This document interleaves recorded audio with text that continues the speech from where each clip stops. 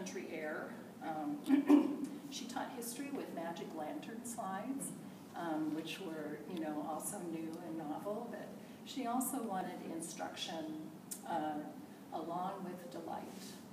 So while that presents sort of the rosy picture side of it, there were other facets to this, and one of which was unquestioning immediate obedience to your teacher, which is really the mom at this point in time. So there are facets to it.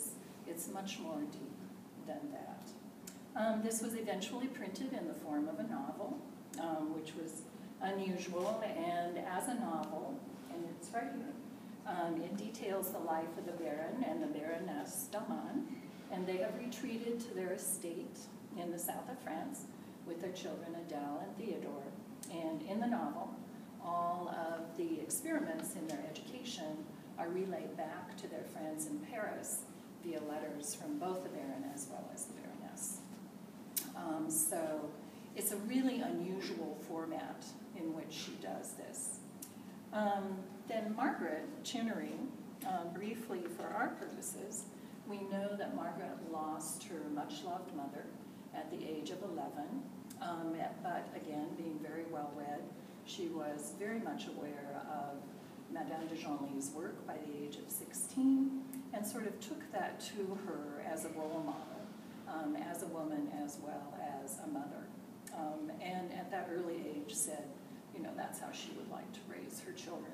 So she was exemplary, which we know from conversations and letters between she and her contemporaries and Madame de Genlis, in applying de Genlis' theories in her own child raising. So she also, somewhat controversial, at least against the advice of her friends and family. They didn't understand this. She packed up the family and moved them to the countryside to replicate what de Genlis had done with the royal children.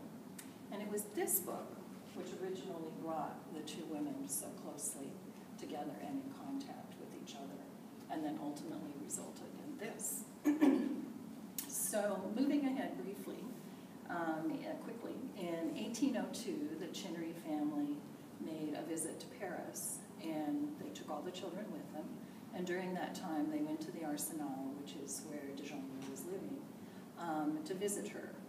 De Genlis was receiving a constant stream of admirers and people interested in her work. She delighted in having all these people come through. So it wasn't unusual, this kind of drop-in, hello, we're passing through Paris, and we just thought we'd come by and say hello.